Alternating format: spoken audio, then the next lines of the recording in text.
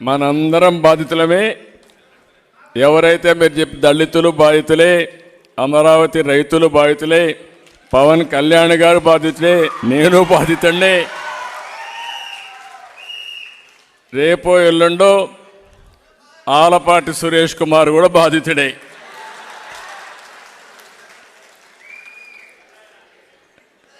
గౌరవనీయులు జనసేన అధినేత పవన్ కళ్యాణ్ గారు,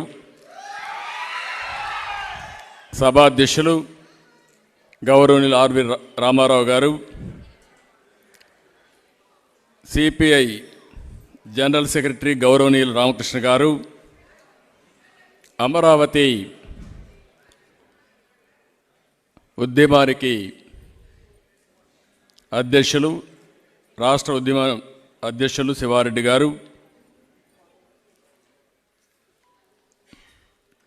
ముప్పాళ్ళ సుబ్బారావు గారు, పోతుల బాలకోటే గారు, ఈ పుస్తకాన్ని బ్రహ్మాండంగా ఒక మాటలో చెప్పాలంటే అందరూ ఈ పుస్తకాన్ని గురించి బాగా పోడారు, వాస్తవాలు చెప్పారు.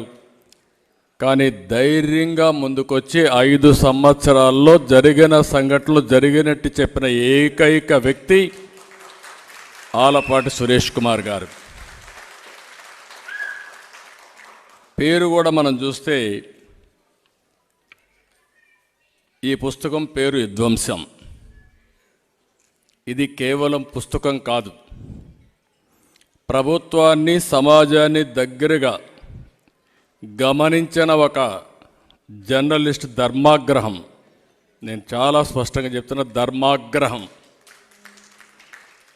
అనేక పుస్తకాలు రాస్తూ ఉంటారు, రాస్తున్నారు కూడా, రాశారు, రాయిపోతారు కూడా. మనం కూడా చాలా పుస్తకాలు చదువుతూనే ఉంటాం.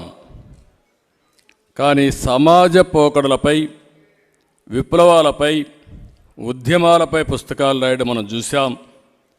కానీ దేశ చరిత్రలో తొలిసారి పాలనపై విధ్వంసం అనే పుస్తకం రావడం 40 సంవత్సరాలుగా మొట్టమొదటిసారిగా నేను చూస్తున్నాను.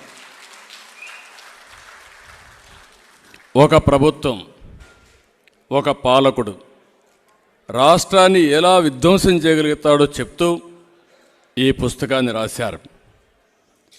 ప్రభుత్వం టెర్రరిజంపై చైతన్యపరిచేందుకు సురేష్ గారు ఈ పుస్తకం తేవడం చాలా ఆనందం, అభినందనీయం. ఈరోజు మీరు చూస్తే 19 నుంచి జరిగిన విధ్వంసంపై, అప్రజాస్వామ్య పోకడలపై, దారుణాలపై అన్ని సంఘటనల్ని ప్రస్తావించూ ఎంతో చక్కగా ఈ పుస్తకాన్ని రాశారు. మరొక్కసారి చాలామంది చేయలేని పని ఒక రచయితగా ఆలపాటి సురేష్ కుమార్ గారు చేయడం చాలా గర్వించదగ్గ విషయం. మనందరం కూడా వారికి ఇవ్వగలిగింది. అభినందనలు, గట్టిగా చప్పట్లు కూడా అందరూ అభినందించాల్సిందిగా కోరుతున్నాం. ఒక జర్నలిస్ట్గా సమాజాన్ని విభిన్న కోణాల్లో చూస్తారు. నేను రాజకీయ నాయకుడిగా రాజకీయంగా చూస్తాను, ఇంకొక నాయకుడు ఇంకొక విధంగా చూస్తారు. జర్నలిస్ట్ అయితే విభిన్న కోణాల్లో చూసే వ్యక్తి సురేష్ గారు. రాష్ట్రంలో ఉన్న పరిస్థితి ఇక్కడ లేడు, ఆయన హైదరాబాద్లో ఉంటాడు. కానీ ఇక్కడ జరిగిన పరిస్థితిని చలించి తెగించి ఆయన పుస్తకాన్ని రాశాడు. ప్రజలు ఎంతగానో నమ్మి గెలిపించిన ఈ ప్రభుత్వం ఏం చేసింది, ఎలా వంచింది, ప్రజల జీవితాలను, వ్యవస్థలను ఎలా చిన్నాభిన్నం చేసిందో చాలా చక్కగా ఈ పుస్తకంలో వివరించారు.